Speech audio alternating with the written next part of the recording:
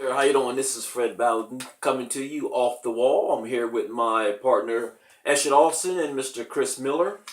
Here to give you a little bit more updates on some reparations and a couple of lawsuits that's actually going on. And also, if you want to look at us, you can go on YouTube and look at our videos. Go under Fred Bowden and also under Chris Miller.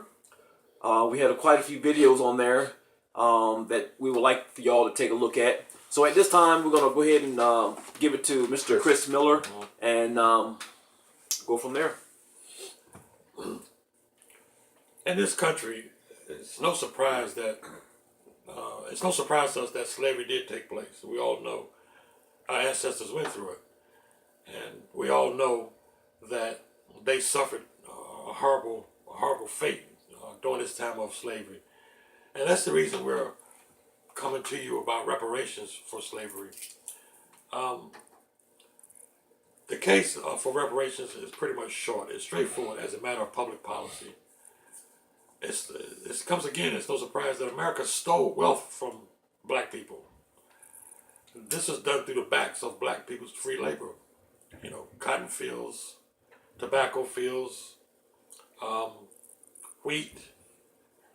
I could go on and on, it's gotten to the point where that this stolen wealth is coming forth through these companies by admitting it now.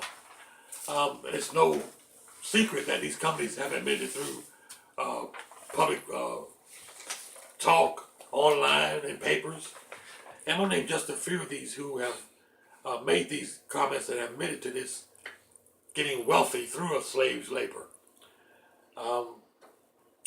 You might know some of these companies, and they have, like I said, it's public policy. It's no surprise that they have made admission to it, and they have apologized publicly for doing this or being part of this slavery. We have, and it comes as no surprise that most of these major corporations that were founded by Western European and American merchants prior to roughly 100 years ago benefited directly from slavery. I'm going to name them: Lehman Brothers, Aetna and Company, J.P. Morgan Chase, New York Life, Wachovia Corporation, N.M. Rothschild and Sons, Bank in London, Northern Southern, USA Today, Fleet Boston, CSX, Canadian National Railway Company, Brown Brothers, Harriman, Brooke Brothers, Barclays, AGI Insurance Company. I'm sure some of these struck a chord with some of you because you work for them. You absolutely work for them.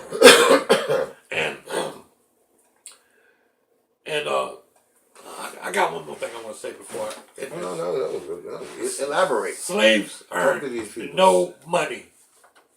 The Supreme Court decided they were property and had no rights to be paid.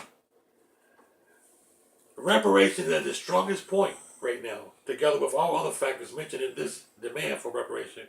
We as black people must count all people that have been given reparations by this country for wrong it has done. Now check this out. Black Americans have not gotten one dime of our ancestors' suffering, and we as their children want equitable justice through payment of billions or trillions of dollars, you name it, owed to them through this, owed to us, from this country. Now I just want to mention one. I'm just going to mention one. You remember Hiroshima, Nagasaki, Japan, the bombs? Well, we helped rebuild that place. Have we helped rebuild America? Slavery? Ancestors, the children that's gone through slavery, their ancestors have suffered? No. Some of us are still suffering from that right today. So, this is one of the reasons I say why the United States owed African Americans and black people, whatever you want to call us, reparations for a history of racial terrorism, racial subordination, racial segregation, racial equality, not legally authorized judicial murders of white supremacy, lynching, and these white perpetrators were never held accountable. Now we're talking about these ones that's in the past, way back when they were slaves. They did these things. And I just want to bring out one more point. This so-called 3/5 compromise allows certain states to count their slaves as what? 3/5. 3/5 of a person, not a whole person, for the purpose of calculating states' representation in the U.S. Congress.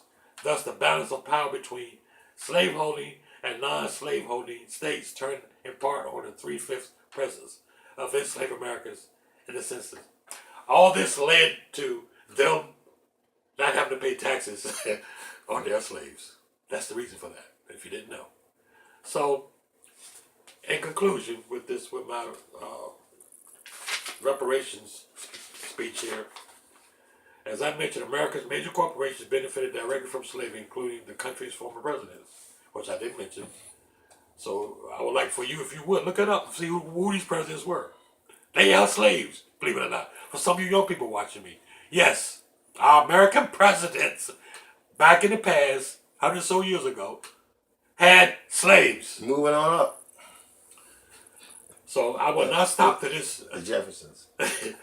Yes, sir. Absolutely. I will not stop till this is achieved by me and my partners and good legal friend Eshin Austin and others as African Americans who wish, and you African Americans who wish to join us in this reparation plan. Now, that very excellent presentation, but what you should have done is contacted people. Oh. You should have contacted people. I did. Oh, you contacted I did. people? Oh. I wrote a letter. You contacted people. Oh, my. I wrote a letter to a Congress. Contacted people. Yes, I did. Well, why don't you tell us about the letter you wrote? Thank you for reminding me. Now, which congressman did you any particular one? Oh, yeah. Because I contacted Kamala Harris. I contacted Al Green. I ain't talking about the singer either.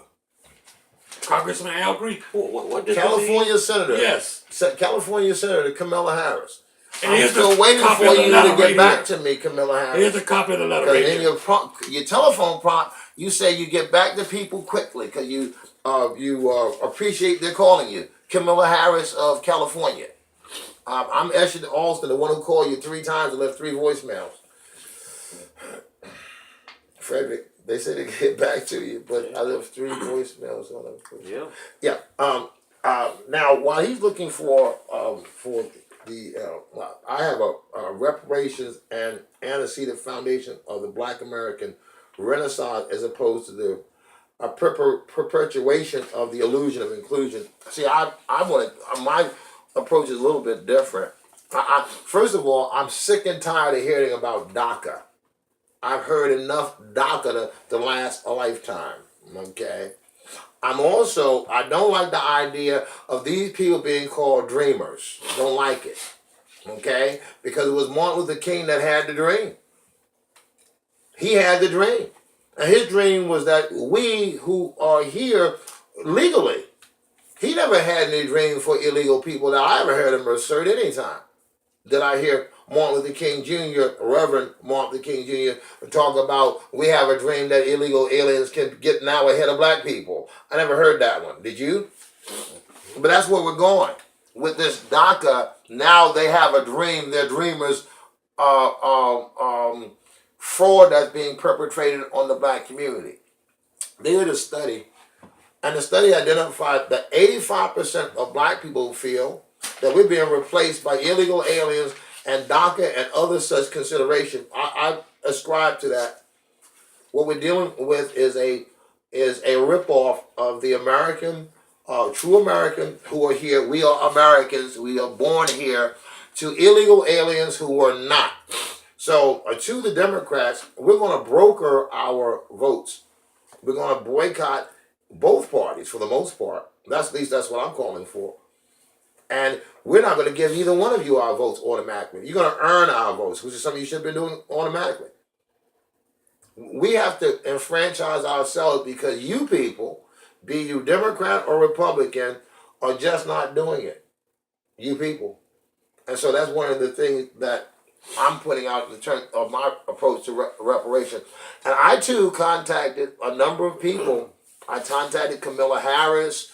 I contacted Al Green. I contacted Bernie Sanders and his people in Vermont.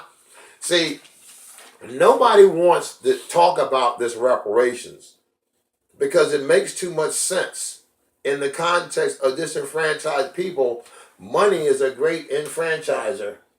So this is about money. Now you have no problem in spending $113 billion in 2016 and 2017 even more for the upkeep of illegal aliens and sanctuary cities. All we're demanding is $88 billion. Certainly, if you can spend $113 billion for illegal aliens, you can spend $88 billion for us. It's not that the money is not there. It's what you want to spend and prioritize the money on being spent for, and it ain't us.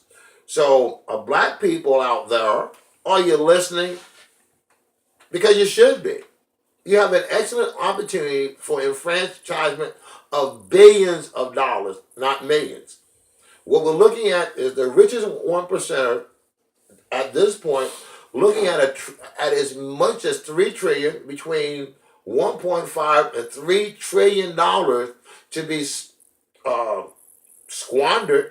And I use the word squander, and I don't use it advisedly. I use it constructively. Why?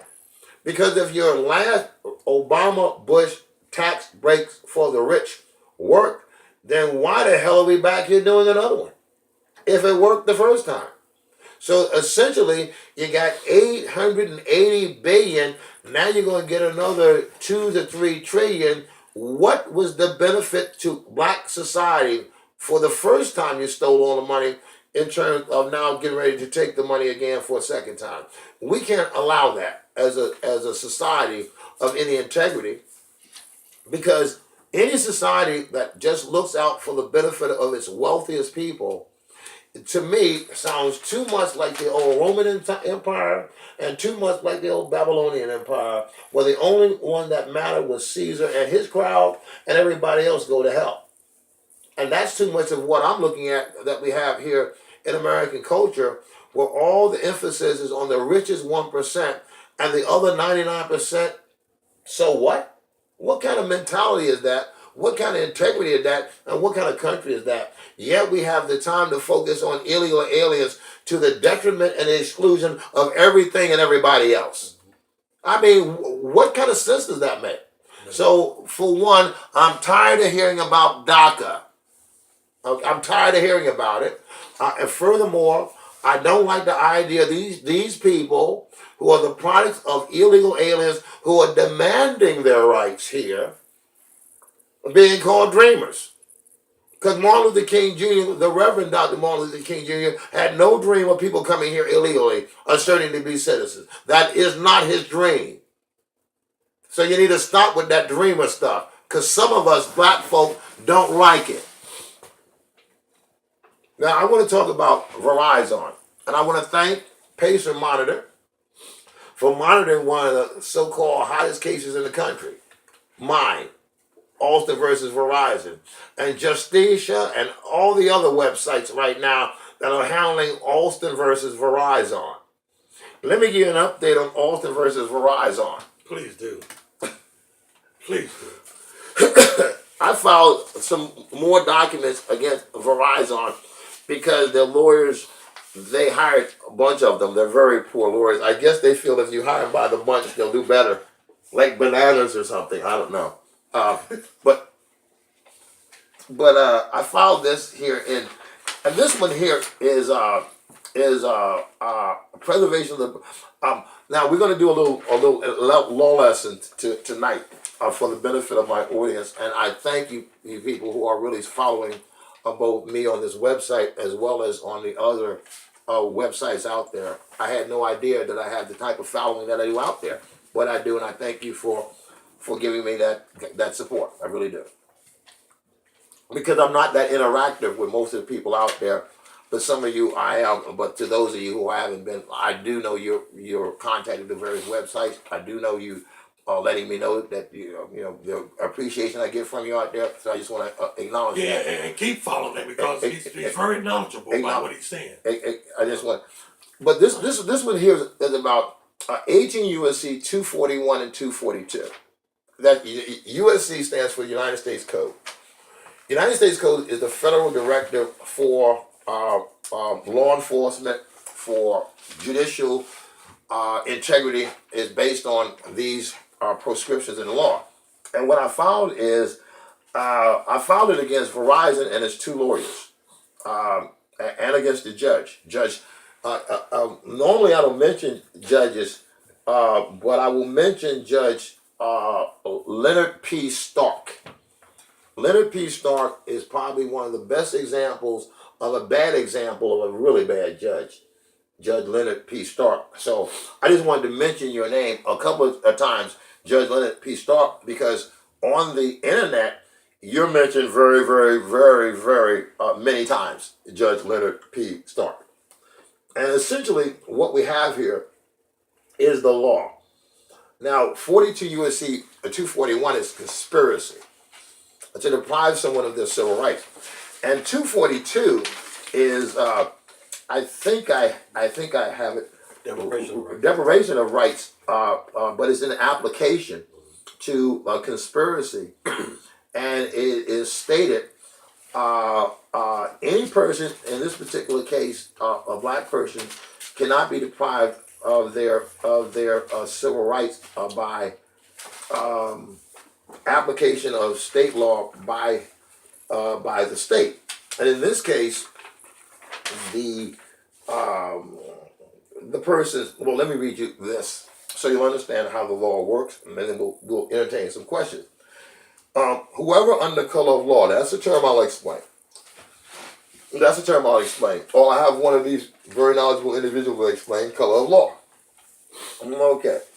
Whoever under color of law, statute, ordinance, regulation, or custom willfully subjects any person in any state, territory, commonwealth, possession, or district to the deprivation of any rights, privileges, or immunity secured or protected by the Constitution or laws of the United States, or of different punishment, pain, or penalties on account of such person being an alien or by reason of his color or race than are prescribed for punishment of citizens shall be fined under this title on prison.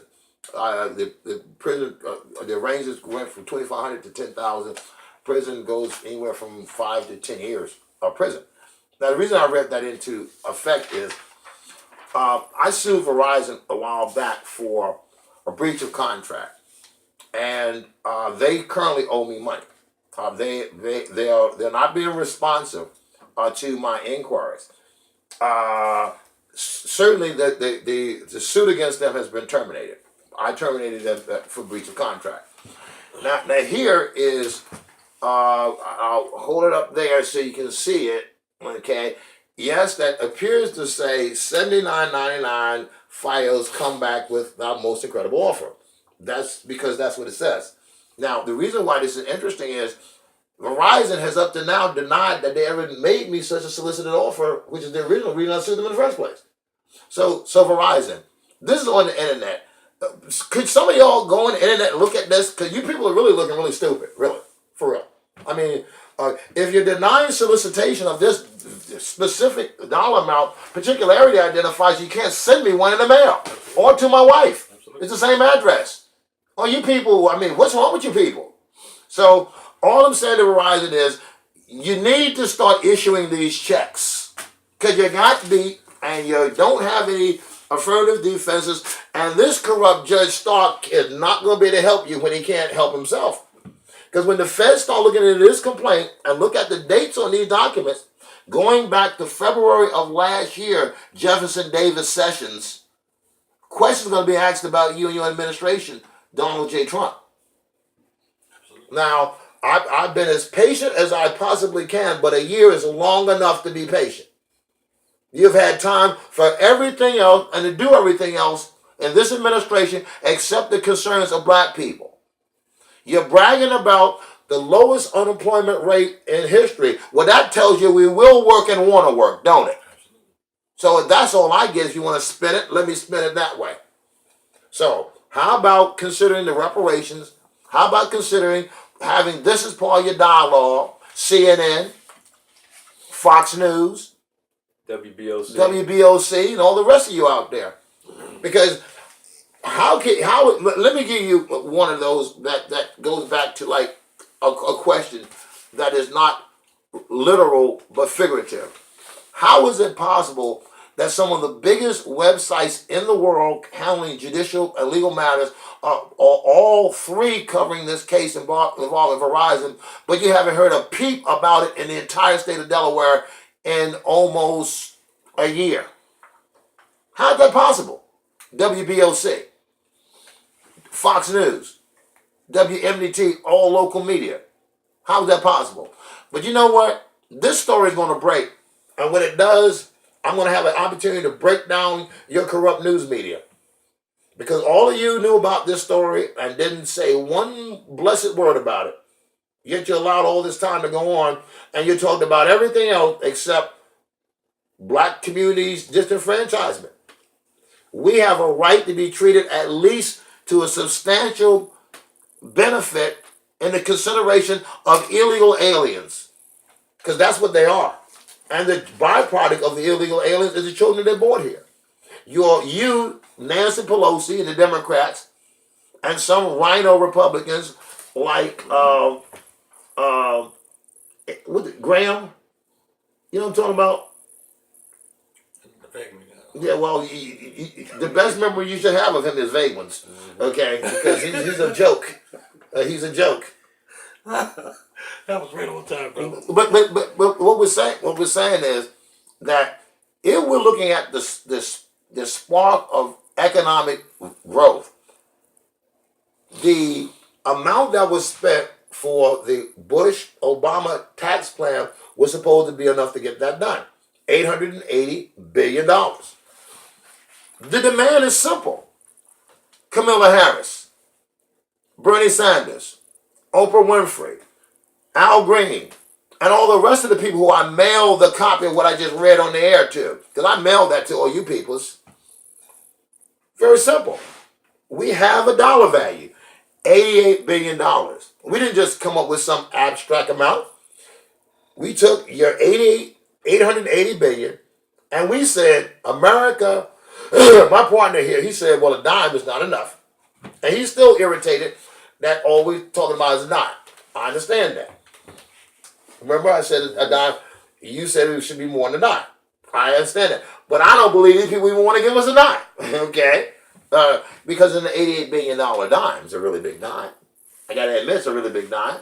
But the dollar was $880 billion. So take off the zero, you got the dime at 10%. $88 billion. And that is the amount that should be paid for the equity of, like this brother was talking about, for 400 years as of 2019 of slavery in America.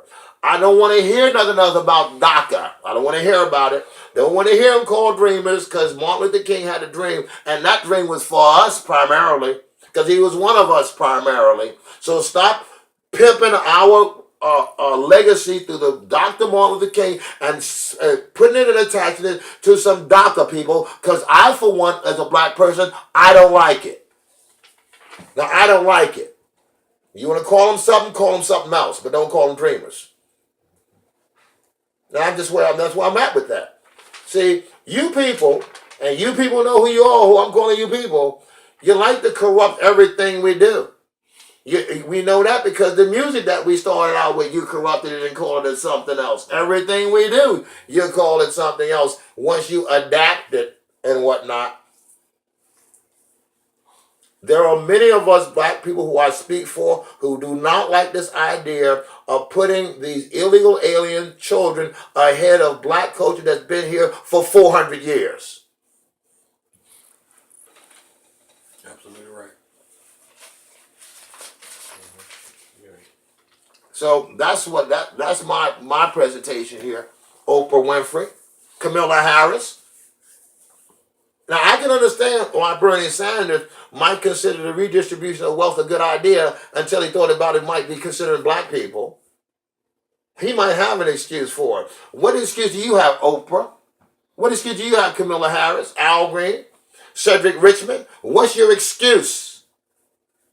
You have all the time and attention and all the conversation for DACA and illegal alien dreamers, but what about black American dreamers, your constituents? What about us? I don't hear your reflection on us. And if you have all that time and vigor to put into the status of illegal aliens, you certainly have that much time and vigor to put into reparations for us. Should you have that time and effort to put in for people who weren't even born here, and many of them don't even look like you? We have a name for that. I have a name for that. I'm not going to use it. The name I have for black people who look and act like that. You know what I don't understand, brother? What's that? What is it about it? Illegal they don't understand? It's a word it's not hard to understand. Illegal. Yeah, but this is political. This is political. They're using this as a balancing tool for a way to neutralize the voting power of Hispanics and black people together, because if you consider that, you're looking at around 50 million people. Absolutely. And as you get 20 million illegal people here and you institutionalize them to the point where they can vote, now you've neutralized about 2/3 of the entire black community with illegal aliens. If there's 30 million of us here and there's 20 million illegal aliens that they're trying to make naturalized, then they're going to eventually cancel out our ability to be a voting bloc. That's what this is all about. And it's surprising to me that some more black people don't see it for exactly what it is. It's a flam and a flam. So to the so-called progressive brothers out there, Minister Louis Farrakhan, I'm talking directly to you. How are you allowing this to occur for 8 years? I saw the photograph of you and Obama. So you can't say you didn't know what he was doing. You was right there in the photograph with it. Am I right? Yeah, you're right. And so now we know that the reason why you were so silent is because that was one of your boys or something. So all I'm saying is, why don't you make all of us who ain't Obama your boys and get on board this reparations idea? Because if it's not now, when is it? 8 years was not enough? What focus did Obama's administration have on black people? None, unless you were homosexual. Then he had a nice rainbow White House for you. Huh? No Defense of Marriage Act for you. We'll let a little homosexual, whatever he was, convicted for 35 years for treason, let him out of prison so he can turn to be a little girl. Now, you don't tell me that's not the legacy of Barack Hussein Obama. Don't tell me it's not. That's what we have. His legacy, and well, you're going to say, well, he's just bashing him. No. I'm bashing him because he didn't like black people. Had a great esteem for rainbow White House and homosexuals, but not black people. And what's my proof? I can give you 2 proofs. Kagan Sotomayor. Caucasian on the Supreme Court, Hispanic on the Supreme Court. He had 2 opportunities to have Supreme Court Justice Colin Powell, Supreme Court Justice Condoleezza Rice, or some other equally credentialed person. But no, because he don't like black people. He had 2 opportunities to show he did, and what did he show? That's my point. He had an opportunity to let a lot of people out of jail. Well, who did he let out of jail? Who did he give a pardon to? A convicted traitor who wanted to be a little girl. And you're going to tell me this man ain't got a little leaning? I'm sorry. That's just me. What? You don't catch that? Yeah. There's a name for what I just gave you. It's called history. Yeah. It's called history. And that's the history of the Obama administration. All I'm saying is that there would have been no talk about reparations under Obama.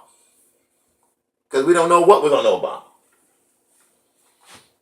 Except bad politics. That's it. Let me get that cleaned up.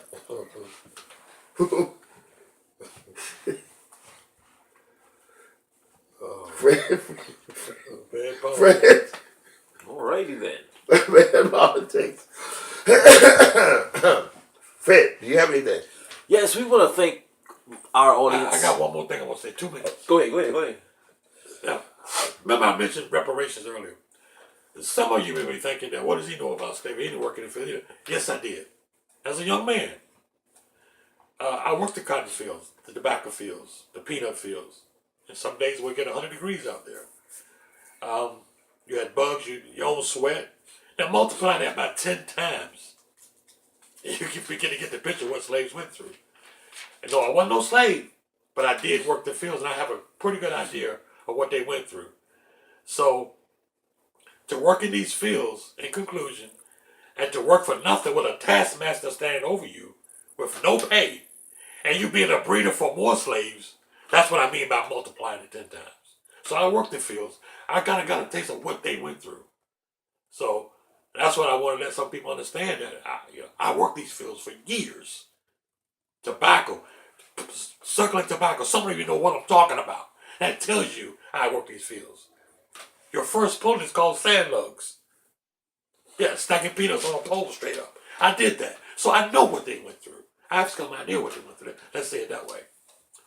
So I just want to get that across, that, that's why I feel so strong about it. One of the reasons. Well, since this is time for true confessions, although I was born in Brooklyn, New York, right, Bedford-Stuyvesant. Yes, brother. Yes. Born in Kings County Hospital, as a matter of fact. Yes. I have picked peaches. Yes, sir. In Fort Valley, Georgia, Peach County, Georgia. Yes, sir. I've picked pecans. Absolutely. Because when I was down there as a teenager, that was the only available income that's now being done by illegal aliens. So the very commodity that I had as a young person back then to make ends meet as a young person now, we're giving that opportunity to illegal aliens here now. And so who's disenfranchised when that happens? Us. Yes. And the idea that he was referencing here about slavery, well, let's make it really clear about what we're talking about. Nancy Pelosi, because I'm giving this one to you and your Democrats. Most of your major cities are run by you people. So I have a question for someone like Rahm Emanuel, who has one of the largest murder rates in Chicago history. Why the hell are you talking about sanctuary cities? What is wrong with you people? I'm glad you brought that up. For real. What is wrong with you people? The idea that you think that we are stupid enough to not know what the hell you're doing, first of all, that's just plain disrespectful to intelligent people. Because we know what you're doing. And it's like, Donald J. Trump, I voted for you. But I didn't vote for billionaires becoming multi-billionaires while black people are still economically distressed. And if you people can become billionaires, we can become millionaires. We're still a class below you peoples, but at least we're in the same show. Not here's this show on it over here, and who we are, because we're children of a lesser God. We're over here. There's one God, Donald J. Trump. There are no children of a lesser God, and if we're equal to you to have the economic viability you have, then why don't you give us the same opportunity you're giving the richest people again? Because you did this with Bush and Obama. And if it worked, trickle down work then it didn't trickle down far enough that you're not doing it again. People, we have to show these folk that we are not stupid. And how do we do that? In the 2018 election cycle. We can control who they elect. Because we're still 30 million black folk in this country at 10% on gross.